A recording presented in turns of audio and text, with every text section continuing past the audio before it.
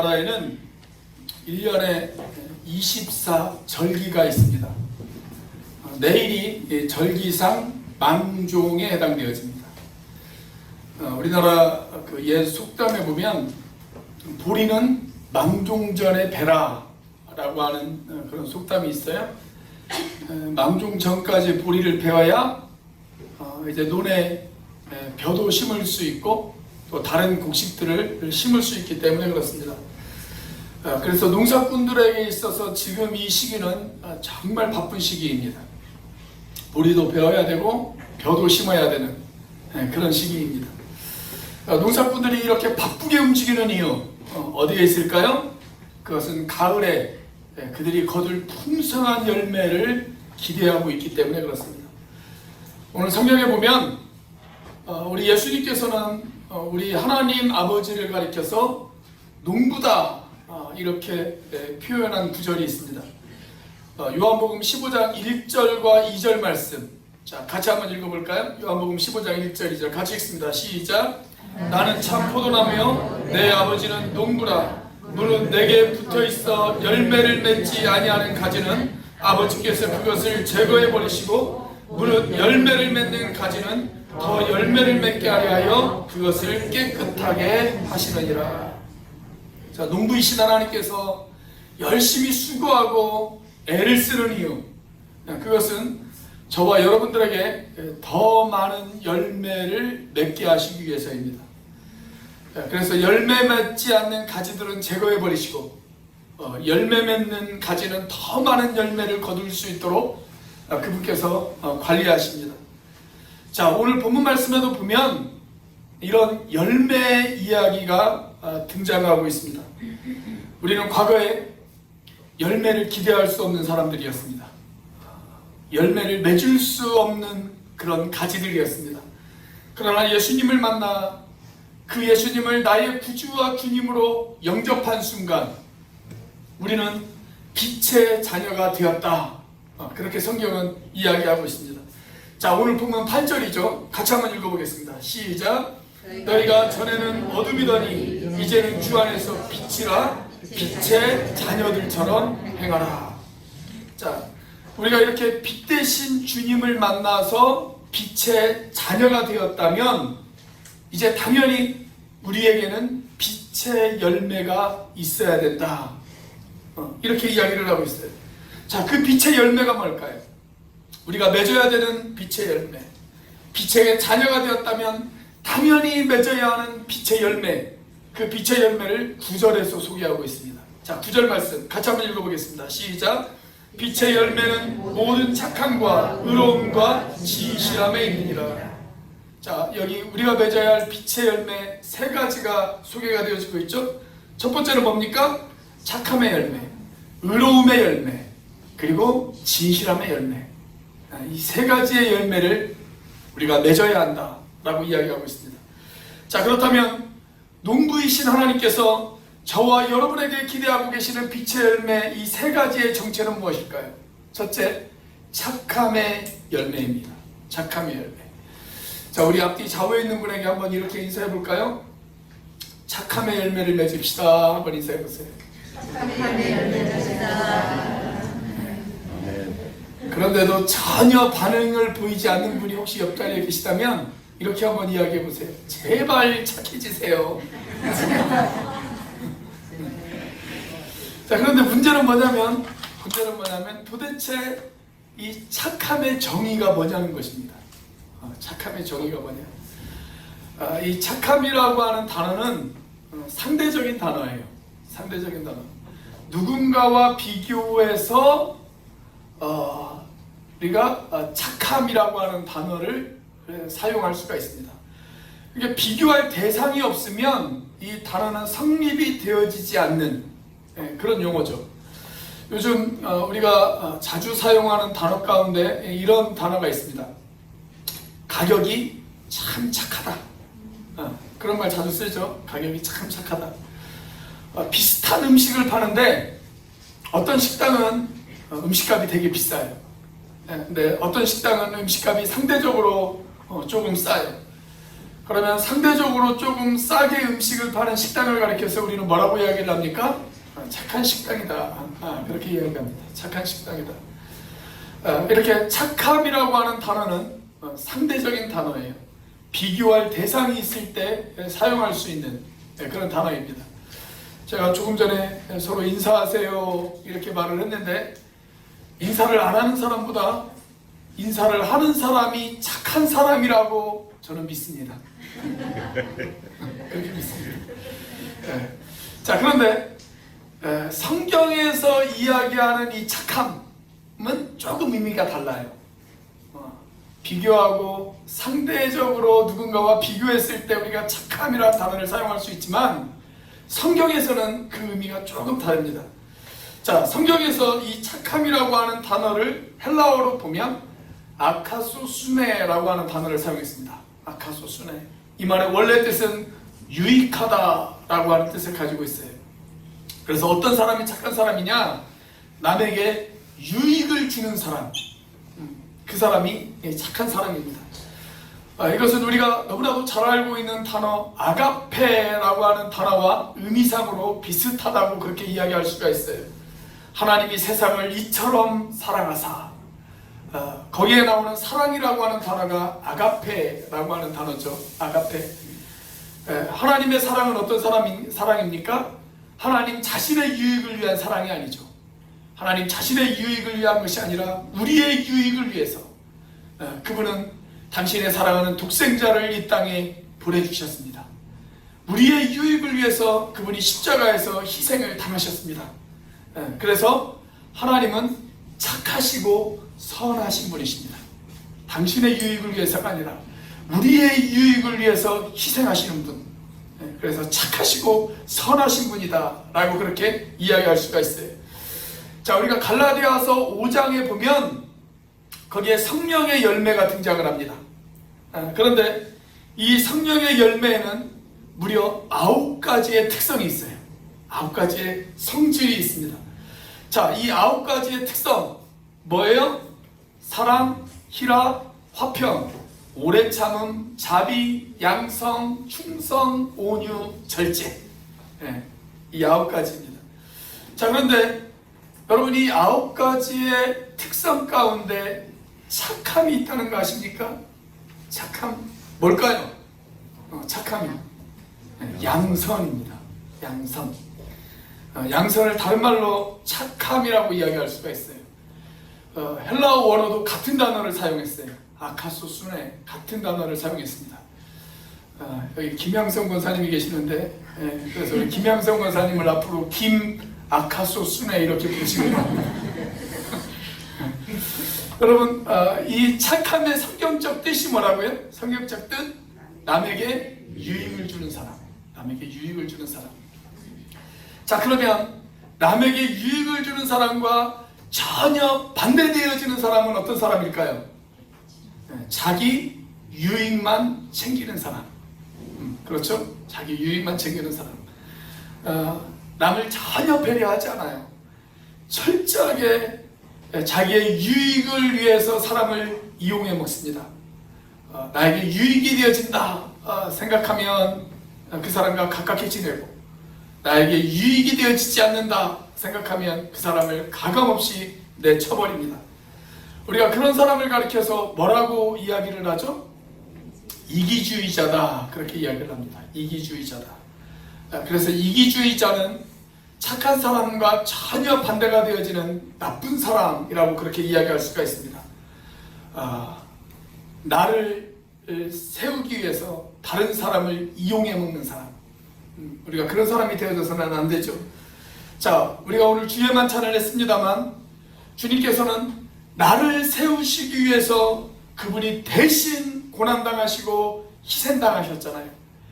우리가 그런 선하신 주님을 만났고, 그 선하신 주님을 따라가기를 원한다면, 그리고 그 선하신 주님을 닮아가기를 원한다면, 우리는 이웃을 무너뜨리는 사람이 아니라 이웃을 세우는 사람이 되어야 될 줄로 믿습니다. 이웃을 일으키는 자, 이웃을 격려하는 자, 이웃을 위하여 축복의 도구가 되어지는 사람. 여러분, 그 사람이 바로 착함의 열매를 맺는 사람이라고 이야기할 수 있지 않겠습니까? 심지어 이웃이 나에게 악하게 대한다 할지라도 악을 악으로 갚지 아니하고 오히려 선으로 악을 갚는 사람, 여러분 그 사람이 바로 착함의 열매를 맺는 사람이에요. 저는 저와 여러분들의 인생 가운데 이런 착함의 열매가 맺어질 수 있기를 주님의 이름으로 축원합니다. 자, 우리가 맺어야 할 빛의 열매 무엇일까요? 두 번째로 의로움의 열매입니다. 의로움의 열매. 우리가 어느 날 예수님을 만났어요. 그래서 그 예수님을 믿었어요. 그리고 그 예수님을 나의 인생의 주인과 주님으로 영접했습니다. 그 순간 하나님께서는 저와 여러분들을 의롭다고 여겨주십니다. 의롭다고 인정해 주세요. 원래는 의롭지 않은데, 의로운 구석이 단 한 구석도 없는데, 그럼에도 불구하고 저와 여러분을 의롭다고 인정해 주시겠다는 거예요. 인정해 주시겠다. 우리가 그렇게 의로운 존재로 인정함을 받았다면 그때부터 우리가 진짜로 해야 될 일이 하나 있습니다. 그것은 뭐냐면 우리가 의로운 사람이 되려고 노력해야 된다라는 거예요. 노력해야 된다. 그것을 가르쳐서 성경은 뭐라고 이야기를 하냐면 거룩이라고 이야기를 합니다. 내가 하나님의 의를 닮아 의로운 존재가 되어지려고 노력하는 것, 그것이 바로 거룩이에요. 본래 이 의롭다라고 하는 용어는 철저한 법률적 용어라고 이야기할 수가 있습니다. 여러분 성경에서 의로운 사람이 어떤 사람이냐? 법을 잘 지키는 사람이에요. 하나님이 세우신 법을 따라 그 법을 잘 지키는 사람, 그 사람을 가리켜서 성경은 의인이다, 그렇게 이야기하고 있습니다. 물론 저와 여러분은 어떤 사람이었느냐면 그 하나님의 법을 깨트린 사람이었습니다. 우리는 하나님의 법을 깨트림으로 그 율법에 의해 정죄되어져 죄인으로 낙인 찍혔던 그런 사람이었습니다. 그런데 예수 믿었더니 하나님께서 우리를 의롭다고 인정해 주셨어요. 자, 그렇게 우리가 의롭다고 인정함을 받았다면 이제는 성령님의 도우심을 따라 우리가 하나님의 법을 지키려고 노력해야 된다는 거예요. 그게 바로 거룩한 삶이에요. 거룩한 삶. 그래서 우리가 무슨 일을 하든지 간에 이 일이 과연 하나님의 법에 합당한가, 이 일이 과연 하나님께서 기뻐하실 만한 그런 일이신가, 그것을 고민하면서 그렇게 살아야 됩니다. 우리 옆에 있는 분하고 같이 한번 인사해 보겠습니다. 그런 고민을 하고 계십니까? 한번 물어보세요. 그런 고민을 하고 계십니까? 그런 고민을 하고 계세요? 예, 하고 있습니다. 여러분, 의인의 반대가 뭘까요? 의인의 반대. 의인의 반대는 불의한 사람이죠. 죄인, 불의한 사람, 불의한 사람. 죄인이라고 이야기하죠. 여러분, 어떤 사람이 죄인이에요? 법을 무시한 사람, 법을 어긴 사람. 그 사람이 죄인이죠. 그리고 불법과 편법을 아무렇지도 않게 행하는 사람, 그 사람이 바로 불의한 사람이에요. 불의한 사람. 그런데 성경은 이런 불의한 사람에 대해서 아주 신랄한 경고를 하고 있습니다. 자, 로마서 1장 18절 말씀 같이 한번 읽어보겠습니다. 시작. 하나님의 진노가 불의로 진리를 막는 사람들의 모든 경건하지 않음과 불의에 대하여 하늘로부터 나타나나니. 자, 여기 보면 두 가지의 단어가 등장을 해요. 경건하지 않음과 불의, 이 두 가지의 단어가 나란히 쓰였어요. 왜 이 두 단어를 나란히 붙여놓았을까요? 여러분, 우리가 경건하지 않으면 그 결과로 나타나는 것이 뭐냐면 불의입니다. 불의. 그럼 경건이 뭘까요? 경건을 한마디로 이야기한다면 하나님을 두려워하는 삶의 자세다, 그렇게 이야기할 수가 있습니다. 여러분, 왜 사람들이 불의를 행합니까?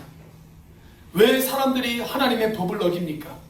그것은 하나님을 두려워하지 않기 때문에 그렇습니다. 하나님을 두려워하지 않기 때문에. 자, 그러므로 우리가 하나님 바라보고 하나님을 두려워하고 하나님을 경외하면서 살아간다면 마땅히 하나님의 법을 지키면서 살아야 되지 않겠습니까? 그것이 바로 의로움의 열매를 맺는 것입니다. 저는 저와 여러분들의 삶에 이런 의로움의 열매가 맺혀질 수 있기를 주님의 이름으로 축원합니다. 자, 우리가 맺어야 할 빛의 열매 무엇일까요? 세 번째로 진실함의 열매입니다. 진실함의 열매. 자, 이 세 가지의 열매를 한번 잘 생각해 보십시오. 착함, 의로움, 진실함. 이 세 가지는요 모두 하나님의 속성이에요. 하나님이 가지고 있는 성품이라고 이야기할 수가 있습니다. 여러분, 우리 하나님은 어떤 분이십니까?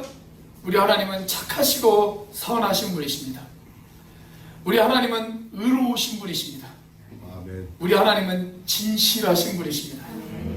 그래서 우리가 하나님을 모시고 그 하나님을 닮아가기를 원한다면 하나님이 착하신 것처럼 우리도 착함의 열매를 맺어야 합니다. 하나님이 의로우신 것처럼 우리도 의로움의 열매를 맺어야 합니다.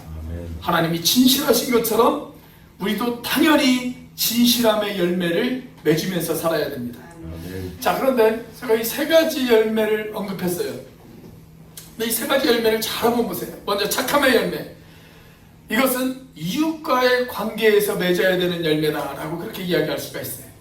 이웃과의 관계에서 맺어야 되는 열매다. 자, 두 번째 열매는 의로움의 열매죠. 착함의 열매가 이웃들과의 관계에서 맺어야 될 열매라고 한다면 의로움의 열매는 나와 하나님 사이에서 맺어야 되는 그런 열매다라고 그렇게 이야기할 수가 있습니다. 자, 세 번째 열매가 진실함의 열매입니다. 이것은 자기 자신과 맺어야 되는 열매예요. 내 양심을 속이지 않는, 하나님을 믿는 사람으로서 내 양심을 속이지 않는 자기 자신과 맺어야 되는 그런 열매다라고 이야기할 수가 있습니다. 여러분, 진실의 반대가 뭘까요? 거짓이죠. 거짓. 성경은 저와 여러분들이 대적해야 될 영적 존재인 마귀가 거짓의 아비다, 그렇게 이야기하고 있습니다. 과거 우리는 그 마귀의 종노릇을 했습니다. 그래서 거짓에 속하여 거짓된 삶을 살아가면서 거짓된 열매를 맺으며 그렇게 살았습니다. 그런데 예수 그리스도를 믿는 순간 우리는 그 마귀의 종노릇에서 해방되어져 하나님의 자녀가 되어졌다, 그렇게 이야기합니다.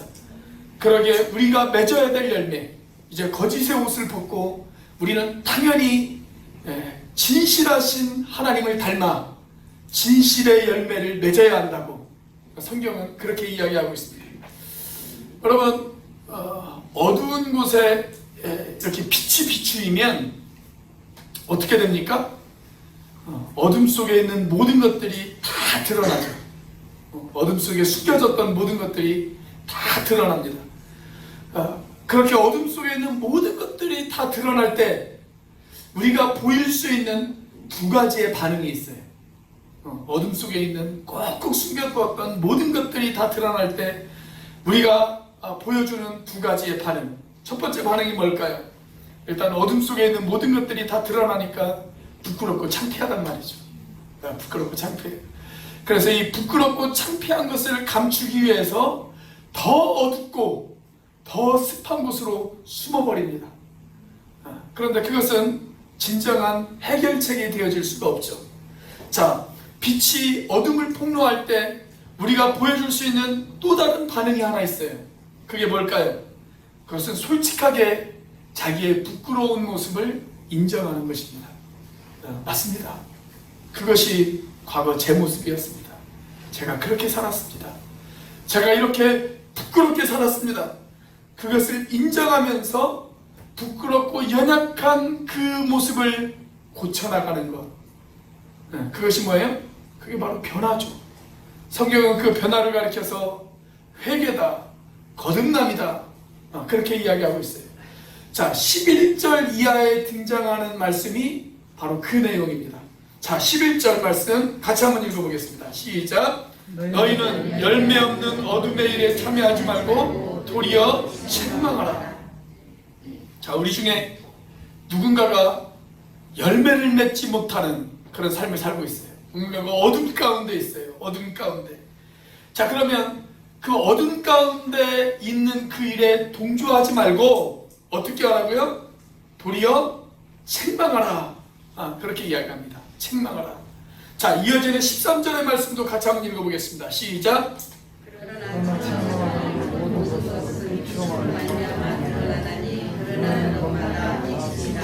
자, 그렇게 책망을 받았어요. 책망을 받았어요. 자, 이렇게 책망을 받았을 때, 즉 빛이 어둠을 폭로했을 때 우리가 보여줄 수 있는 두 가지의 반응이 있다라고 제가 아까 말씀을 드렸죠. 첫 번째 반응 뭡니까? 부끄럽고 창피해서 숨어버리는 거예요. 숨어버리는 거. 어떤 사람은 열내는 사람도 있어요. 지는 얼마나 깨끗하다고 그래? 교회가 여기 말고 어디 다른 무슨 교회가 없어? 그러면서 숨어버리는 사람이 있어요. 숨어버리는 사람. 여러분, 이런 사람은 절대 변화될 수 없습니다. 변화를 기대할 수도 없습니다. 자, 그런데 또 하나의 반응, 빛이 어둠을 폭로했을 때, 누군가가 책망했을 때 또 하나의 반응, 어떤 반응이에요? 자기의 잘못을 솔직하게 인정하는 사람이 있어요. 솔직하게 인정하는 사람. 그리고 변해요. 그리고 변화되어져요. 그렇게 변화되어지면 어떻게 되어질까요? 드러나는 것마다 빛이 됩니다. 다시는 어둠의 열매를 맺지 않고 이제는 빛의 열매를 맺는 그런 사람이 되어진다는 거예요. 자, 우리가 이렇게 빛의 열매를 맺으며 살아가야 하는 이유가 어디에 있을까요?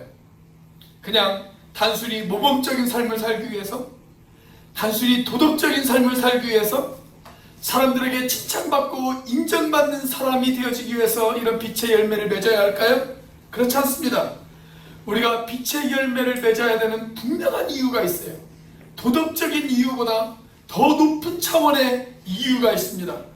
그 이유가 뭐냐면 저와 여러분들을 구원하신 우리 주님을 기쁘시게 해드리기 위해서입니다. 기쁘시게 해드리기 위해서. 그것이 바로 우리가 빛의 열매를 맺어야 하는 동기다 라고 성경은 그렇게 이야기하고 있어요. 자, 10절 말씀이죠. 같이 한번 읽어보겠습니다. 시작. 주를 기쁘시게 할 것이 무엇인가 시험하여 보라. 여기 시험하라 라고 하는 단어가 나와요. 시험하라. 이 말은 증명한다 라고 하는 말입니다. 증명한다. 이렇게 착함의 열매, 의로움의 열매, 진실함의 열매를 맺으면 주님이 얼마나 기뻐하시는지를 증명할 수 있다라는 겁니다. 증명할 수 있다. 저는 우리 시대에 우리가 맺어야 하는 진실의 열매를 대표하는 것이 있다면 그것이 바로 돈이라고 생각합니다. 돈 앞에서 진실해지는 것. 진실해지는 것. 제가 예전에 지금 타고 다니는 차 말고요. 그 전에 타고 다니던 차를 가지고 있을 때 그 차가 고장이 났어요. 어떤 고장이 났냐면 이 차가 주행 중에 시동이 꺼져요. 한참 달리고 있는데 갑자기 시동이 꺼져버릴 때가 있어요.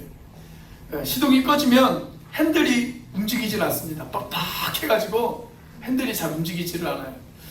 근데 이런 골목길을 다닐 때 시동이 꺼져버리면 그나마 좀 대처할 수가 있는데 평화로 같은 곳을 달리다가 시동이 꺼지면 정말 대형 사고로 이어질 수가 있지 않겠습니까? 그래서 차를 수리할 필요를 느꼈습니다. 그런데 아무리 생각해봐도 엔진에 문제가 있는 거라 액수가 만만치 않게 나올 것 같다라는 생각이 들더라고요. 그래서 엉뚱한 부품 쓰지 않고 가격도 바가지 씌우지 않고 정말 정직하게 수리해줄 믿을만한 수리업체가 하나 필요했습니다. 그래서 아는 목사님에게 전화를 했어요. 혹시 교인 중에 믿을만한 수리업체를 운영하시는 분이 계십니까? 전화를 했어요. 그랬더니 이분이 망설이더니 이렇게 대답을 하시더라고요. 카센터를 하시는 분이 계시기는 한데 이분이 돈 앞에서 정직하지 못해요. 그래서 제가 자신 있게 이분을 추천할 수가 없겠네요. 그렇게 이야기를 하더라고요. 사랑하는 여러분, 저는 여러분들에게 부탁드립니다. 담임 목사도 자신 있게 소개해 줄 수 없는 그런 사람이 되지 마십시오. 그런 사람이 되지 마십시오. 우리가 돈 앞에서 정직하지 못하고 10원 한 장 더 벌기 위해서 적당히 사람 이용해 먹고 적당히 내 유익을 챙기고, 여러분, 우리가 그렇게 살면 나중에 그 사람을 우리가 어떻게 전도하겠어요? 그렇지 않습니까? 우리가 다른 사람에게 유익을 주는 착함의 열매를 맺지 못할 망정, 우리가 다른 사람을 속이는 사람이 되어져서는 안 되지 않겠습니까? 우리 시대 영적인 거인 가운데 네덜란드 출신인 할머니 한 분이 계십니다. 그분의 이름이 코리텐 붐이라고 하는 할머니예요. 코리텐 붐. 제가 언젠가 이분이 쓴 책을 한번 소개해드린 적이 있습니다. 이분이 쓴 책의 제목이 주는 나의 피난처라고 하는 책을 썼어요. 나중에 이 책이 영화로도 만들어졌습니다. 나치의 그늘이라고 하는 영화로도 만들어졌어요. 이분은 독일 나치가 유대인들을 잡아 죽일 때 이 가족들이 그 유대인들을 숨겨줘요. 그 유대인들을 숨겨줘요. 그래서 나중에 그것이 발각되어져서 나치에 의해서 체포되어져서 수용소에서 오랫동안 모든 가족들이 고생을 했습니다. 그런데 이 코리에게 베시라고 하는 언니가 한 명 있었거든요. 그런데 이 언니는 고문을 이기지 못하고 그 수용소에서 그만 죽습니다. 나중에 전쟁이 끝나고 이 코리가 자유를 얻었어요. 그런데 어느 날 그 수용소 안에서 언니를 고문하여 죽였던 그 간수를 만나게 되어집니다. 그런데 그 간수를 용서해요. 간수를 용서해요. 그리스도의 사랑으로 그 간수를 용서해 줍니다. 그 후에 독일, 유럽, 미국 전 세계를 돌아다니면서 간증을 통해서 많은 사람들에게 영적인 커다란 흔적을 이 할머니가 남깁니다. 그런데 이 코리가 자기가 이렇게 살 수 있었던 아주 중요한 원인이 전적으로 그의 아버지 때문이었다. 그렇게 이야기를 해요. 이 코리텐붐의 아버지는 캐스터 텐붐이라고 하시는 분이었어요. 그런데 이분은 원래 시계방을 운영하시는 분이었습니다. 네덜란드에서 시계방을 운영하시는 그런 기술자였어요. 시계방을 운영하면서도 저녁이 되어지면 자녀들을 다 불러 모아놓고 성경을 읽으며 기도를 쉬지 않았던 그런 사람이었습니다. 그리고 시계방에 찾아오는 손님들에게 항상 정직했고 친절했고, 그리고 기회가 되어지면 그들에게 복음을 전했던 그런 분이었다고 그래요. 하루는 아주 부자인 손님 한 사람이 이 시계방을 찾아왔습니다. 이것저것을 만지다가 그 가게에서 가장 비싼 시계를 가리키면서 그 시계의 가격이 얼마냐고 그렇게 묻습니다. 그래서 얼마다 라고 그렇게 대답을 했더니 이 사람이 자기가 그 시계를 사겠다는 거예요. 그 시계를 사겠다. 더구나 그 자리에서 현금으로 사겠다. 그렇게 이야기를 해요. 그 시절 그렇게 비싼 시계를 현금으로 구매하는 사람이 많지 않았거든요. 그런데 현금을 꺼내면서 그 자리에서 그 돈을 시계를 사겠다라는 거예요. 자, 그 시계만 팔면 이제 온 가족이 적어도 한 달 이상 고생하지 않고 편하게 살 수 있는 그 정도로 큰 금액의 액수였습니다. 자, 거래가 끝났어요. 돈도 받았어요. 시계도 건네주었습니다. 자, 그 손님이 그 시계를 받아서 막 가게 문을 나가려고 하는 순간 이 손님이 이런 이야기를 하더래요. 사실은 이분이 아끼는 시계가 하나 있었답니다. 그런데 그 시계가 고장이 났대요. 그래서 그 시계를 고치려고 이 가게에서 멀지 않은 가게를 찾아가 그 시계를 내밀었더니 그 가게 주인이 하는 말이 이 시계는 도저히 고칠 수 없습니다. 그렇게 이야기를 하더라는 거예요. 그래서 어쩔 수 없이 새로운 시계를 사기 위해서 이 가게를 찾아왔노라고 그렇게 이야기를 하더랍니다. 자, 그 말을 듣더니 이 쿠리의 아버지가 이렇게 대답을 합니다. 고장난 그 시계를 가지고 계시다면 제가 그 시계를 잠깐 볼 수 있을까요?